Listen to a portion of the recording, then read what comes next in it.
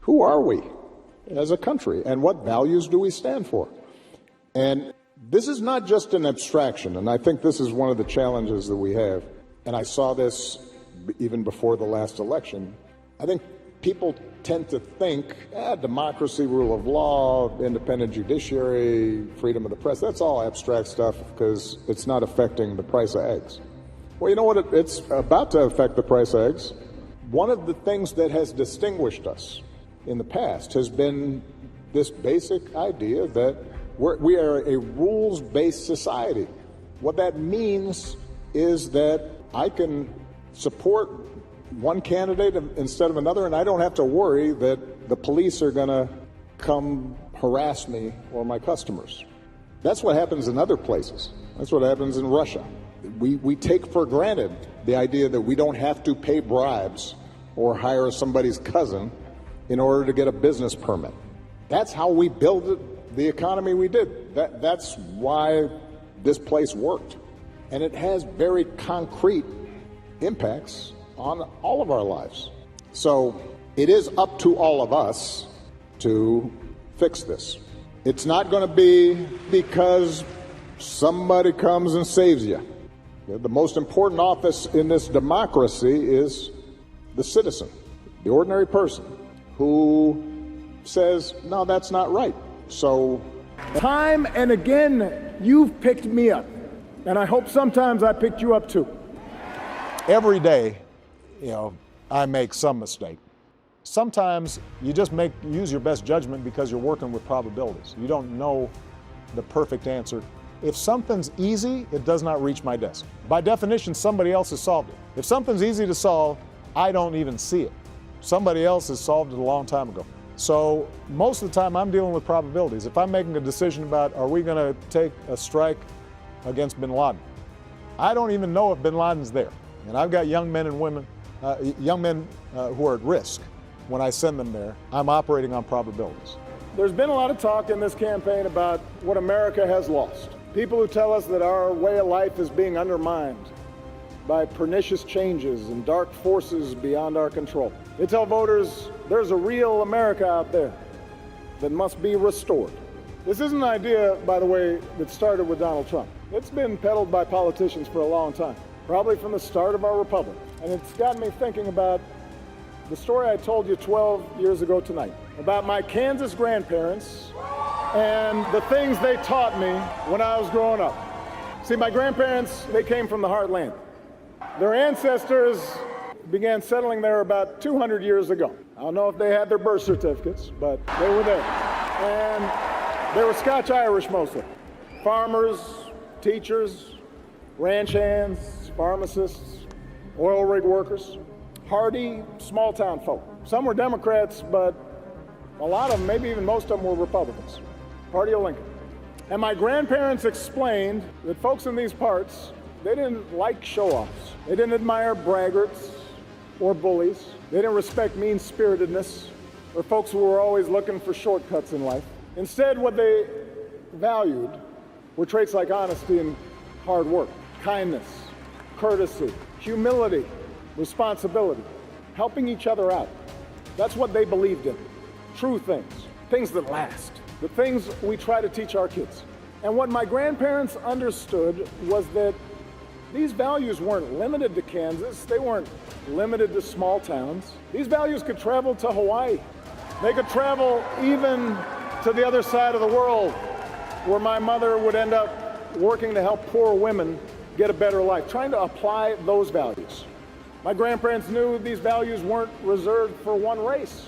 They could be passed down to a half Kenyan grandson or a half Asian granddaughter. In fact, they were the same values Michelle's parents, the descendants of slaves, taught their own kids living in a bungalow on the south side of Chicago. They knew these values were exactly what drew immigrants here. And they believed that the children of those immigrants were just as American as their own. Whether they wore a cowboy hat or a yarmulke, a baseball cap or a hijab, America has changed over the years. But these values that my grandparents taught me, they haven't gone anywhere. They're as strong as ever. still cherished by people of every party, every race, every faith. They live on in each of us. What makes us American, what makes us patriots, is what's in here. That's what matters. It's the idea held by generations of citizens who believe that America is a constant work in progress, who believe that loving this country requires more than singing its praises or avoiding uncomfortable truths. It requires the occasional disruption, the willingness to speak out for what is right, to shake up the status quo. That's America. When the other side refuses to compromise, progress can stall. People are hurt by the inaction. Supporters can grow impatient and worry that you're not trying hard enough, that you've maybe sold out. But I promise you, when we keep at it, when we change enough minds, when we deliver enough votes, then progress does happen. And if you doubt that, just ask the 20 million more people who have health care today. If you want to fight climate change, we've got to engage not only young people on college campuses, we've got to reach out to the coal miner who's worried about taking care of his family, the single mom worried about gas prices. If you want to protect our kids and our cops from gun violence, we've got to get the vast majority of Americans, including gun owners who agree on things like background checks, to be just as vocal and just as determined as the gun lobby that blocks change through every funeral that we hold. That is how change happens. Look, that's why we can attract strivers and entrepreneurs from around the globe to build new factories and create new industries here. That's why our military can look the way it does.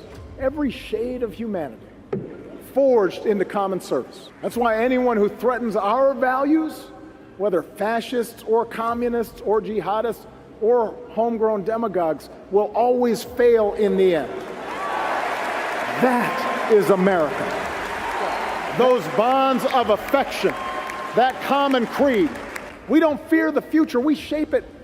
We embrace it as one people, stronger together than we are on our own.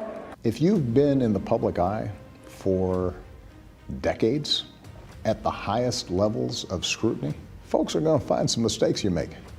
I've made mistakes. I don't know any president or public official who aren't going to look back and say, I should have done something like that differently. But what I would also say is that America upholds its best traditions of foreign policy. When we decided to bail out the auto industry, you were talking about polls earlier, that polled at about 10%, even in Michigan, because people were so mad about the bank bailouts, they thought no more bailouts. And we weren't positive the thing was going to work, but we knew that if we didn't do it, you'd lose 1 million jobs all across the Midwest. So we made that bet, and it worked. If I were to talk about domestic policy, the thing I would have probably done differently is I would have tried to describe earlier to the American people how serious the recession was going to be, which would have hopefully allowed us to have an even bigger response than we did. Our response to the recession was actually bigger than the New Deal. That's how a lot of teachers kept their jobs. That's how a lot of construction workers stayed on the job and projects kept on going. That's how a lot of states met their budget. That's why we didn't end up having 30% unemployment. Black, white, Latino, Asian, Native American, young, old, gay, straight, men, women, folks with disabilities, all pledging allegiance under the same proud flag to this big, bold country that we love. That's what I see. That's the America I know. For most of human history, and to this day in most of places in the world, there is a cost to challenging the powers that be, particularly if they're abusing that power. You know, after George Floyd, they were right there, and a bunch of companies were talking about how they cared about diversity and they wanted to do this and they were all for that. And they are mute right now. But what that tells me is it was okay when it was cool and trendy, and when it's not, not so much. And that, I think, is what we have to, each of us has to examine in our own hearts is all right, we say we're for equality. Are we willing to fight for it? Are we going to risk something for it? We say that we're for rule of law. Are we going to stick to that when it's tough, not when it's easy. We believe in freedom of speech. Do we stand up for freedom of speech when the other person talking is saying stuff that infuriates us and is wrong and hurtful? Do we still believe in it? Democracy works, America, but we gotta want it. Not just during an election year, but all the days in between. So if you agree that there's too much inequality in our economy and too much money in our politics, we all need to be as vocal and as organized and as persistent as Bernie Sanders supporters have been during this election. We all need to get out and vote for Democrats up and down the ticket and then hold them accountable until they get the job done.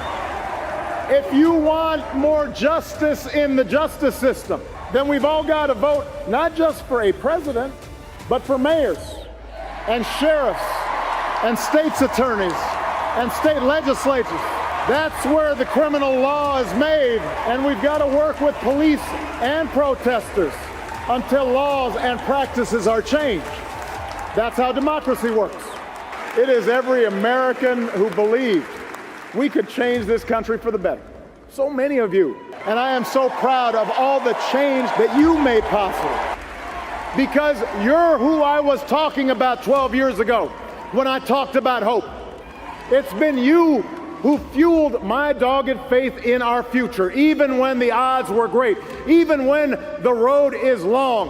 Hope in the face of difficulty, hope in the face of uncertainty, the audacity of hope. America, you've vindicated that hope these past 8 years. We still believe in the promise of this great nation. Thank you for this incredible journey. Let's keep it going. God bless you. God bless the United States of America.